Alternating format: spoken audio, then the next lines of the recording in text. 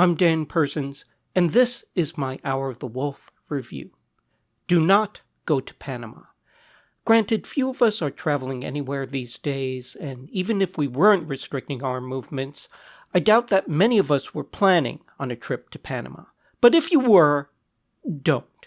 The place is just a hotbed of madness with witch covens, cannibals, infant sacrifice, exploding churches, and most terrifying of all, independent bus services, the Diablo Rojos, Red Devils of the title, given that moniker for their strict observance of traffic laws and obsessive concern for passenger safety.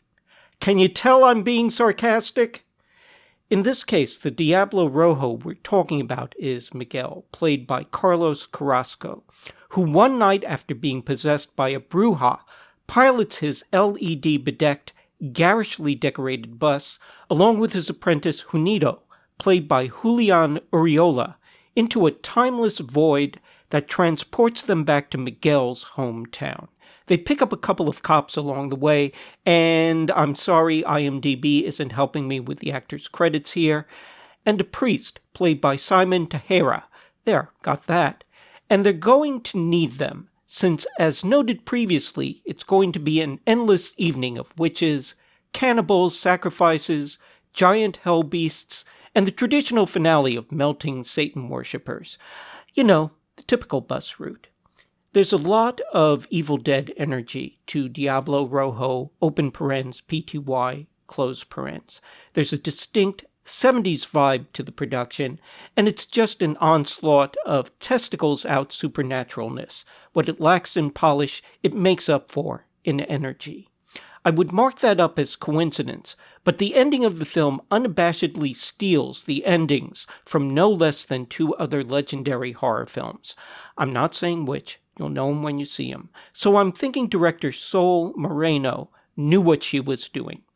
And yes, that's Sol, not Sol. She is a woman, and welcome to the club. We need a lot more like you.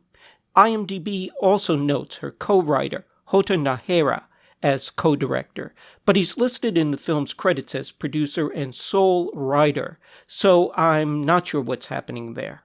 What gives the film an added kick is the not-surprising Latin outlook toward the supernatural, and also, maybe because of that, an emotional undertone to the story, tying the madness to an event in Miguel's past.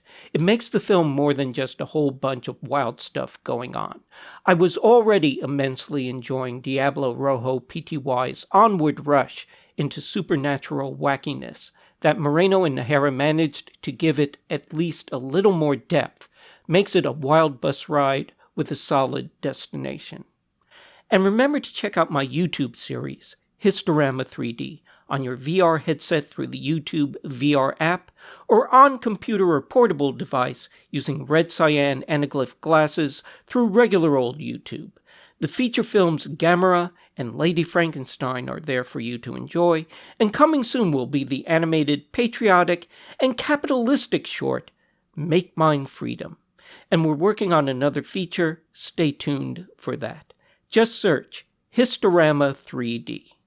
And again, remember, if you have a few bucks to spare, think of those who don't, and give to your local food bank or Partners in Health at PIH.org or SaveTheChildren.org or any charity doing good work at these times. People need help, and if you can, please show some support. For Hour of the Wolf, I'm Dan Persons.